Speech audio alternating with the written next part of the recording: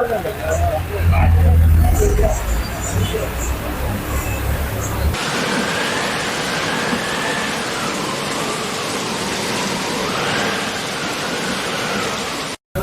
കഴിഞ്ഞ വർഷം ഒരാണ്ട് തഹസിൽദാറോടും തിക്കോടി പഞ്ചായത്ത് പ്രസിഡന്റിനോടും ഈ ഡ്രൈനേജ് എടുക്കുന്നേരം തന്നെ പരാതി പറഞ്ഞ അവരന്നത് തിരിഞ്ഞു നോക്കിയില്ല.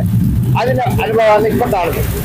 തിക്കോടി പഞ്ചായത്ത് ബസാറിലെ വെള്ളക്കെട്ട് ഗതാഗതം പൂർണ്ണമായും സ്തംഭിച്ചു. പടിഞ്ഞാറ് ഭാഗം ഒറ്റപ്പെട്ട നിലയിൽ.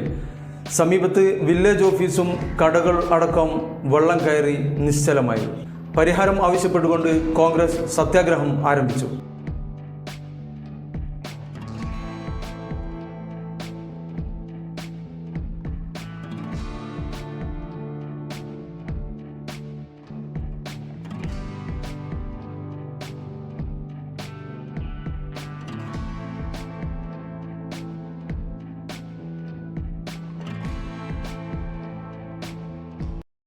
തിക്കോടിയുടെ ചരിത്രത്തിൽ ആദ്യമായിട്ടാണ് ഈ പ്രദേശത്ത് ഇത്രയും രൂക്ഷമായ വെള്ളക്കെട്ട് രൂപപ്പെടുന്നത്. ഇക്കാലം എത്രയും ഈ പ്രദേശത്ത് നാഷണൽ ഹൈവേയുടെ പടിഞ്ഞാറ് ഭാഗത്തു നിന്ന് കുത്തിയൊലിച്ച് വരുന്ന മഴവെള്ളം നാഷണൽ ഹൈവേ ക്രോസ് ചെയ്തുകൊണ്ടുള്ള ഒരു കലുങ്ക് നേരത്തെ ഉണ്ടായിരുന്നു. ആ കലുങ്കിലൂടെയാണ് ഈ വെള്ളമൊക്കെ ഒഴുകിപ്പോയിരുന്നത്. പക്ഷേ അശാസ്ത്രീയമായ രീതിയിൽ നാഷണൽ ഹൈവേയുടെ പണി പുരോഗമിച്ചപ്പോൾ നിലവിലുണ്ടായിരുന്ന ആ കലുങ്കുകളൊക്കെ തന്നെ മൂടപ്പെടുകയും പകരം സംവിധാനം ഒരുക്കുന്ന കാര്യത്തിൽ NH അതോറിറ്റി ഗുരുതരമായ വീഴ്ച വരുത്തിയതിന്റെ അടിസ്ഥാനത്തിലാണ് ഇത്രയും രൂക്ഷമായ ഒരു വെള്ളക്കെട്ട് ഇവിടെ രൂപപ്പെട്ടുകൊണ്ട് ഈ നാട്ടിലെ സാധാരണക്കാരായ ജനങ്ങൾ ഇത്രയേറെ കഷ്ടപ്പാടുകൾ സഹിക്കേണ്ട വന്നത്. നമുക്കറിയാം, ഈ ബീച്ച് റോഡിലാണ് പ്രധാനപ്പെട്ട സ്ഥാപനങ്ങൾ, വില്ലേജ് ഓഫീസ്, സഹകരണ ബാങ്ക്, അതുപോലെ തന്നെ നിരവധി വ്യാപാര സ്ഥാപനങ്ങൾ, FCI, നമ്മുടെ വില്ലേജ് ഓഫീസ്, അക്ഷയ സെന്റർ, അതുപോലെ തന്നെ സാംസ്കാരിക നിലയമൊക്കെ തന്നെ പ്രവർത്തിക്കുന്നത്. ഇവിടെയൊക്കെ തന്നെ കഴിഞ്ഞ 10-15 ദിവസമായിട്ട് തുറക്കാൻ പറ്റാത്ത, അങ്ങോട്ട് കയറാൻ പറ്റാത്ത ഒരവസ്ഥയാണുള്ളത്. ഇതിനുള്ള ഉത്തരവാദികൾ ഇവിടുത്തെ നാഷണൽ ഹൈവേ അതോറിറ്റിയും അതോടൊപ്പം തന്നെ ഇത്തരം വിഷയങ്ങൾ ശ്രദ്ധയിൽപ്പെട്ട സമയത്ത് അതിന് പരിഹരിക്കാൻ വേണ്ട നടപടികൾ സ്വീകരിക്കുന്ന കാര്യത്തിൽ തിക്കോടി ഗ്രാമപഞ്ചായത്തും പൂർണ്ണമായി പരാജയപ്പെട്ടിരിക്കുകയാണ്.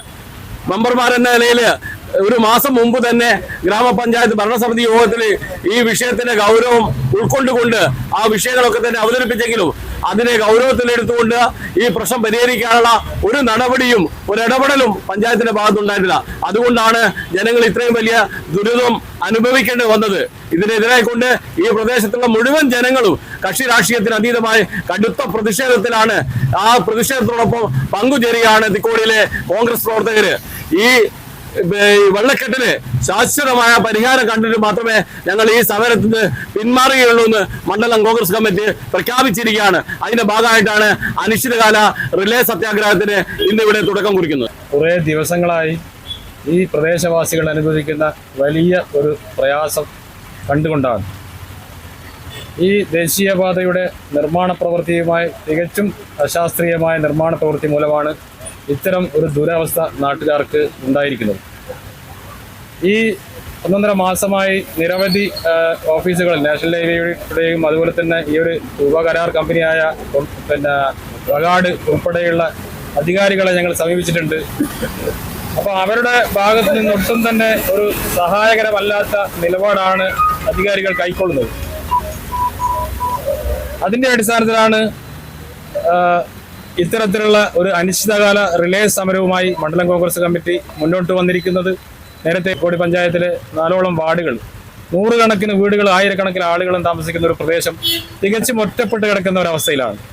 മറ്റൊരു നാഷണൽ ഹൈവേയിലേക്ക് സഞ്ചരിക്കണമെങ്കിൽ ഒന്നുകിൽ തിക്കോടി ടൗൺ അല്ലെങ്കിൽ പയ്യോളി കിലോമീറ്ററോളം സഞ്ചരിച്ച് മറ്റു വഴികളിലൂടെ പോകേണ്ട ഒരു സാഹചര്യമാണ് നിലവിലുള്ളത്. അതുകൊണ്ട് ഈ ഒരു പ്രയാസത്തിന് ഒരു അറുതി വരുന്നത് വരെ ഞങ്ങൾ ഇവിടെ മാസങ്ങളായാലും ഈ ഒരു വിഷയം പരിഹരിക്കാൻ അധികാരികൾ കണ്ണു തുറക്കുന്നത് വരെ ഞങ്ങൾ ഇത്തരത്തിലുള്ള ഒരു സമര പരിപാടിയായി മുന്നോട്ട് പോവുകയാണ്.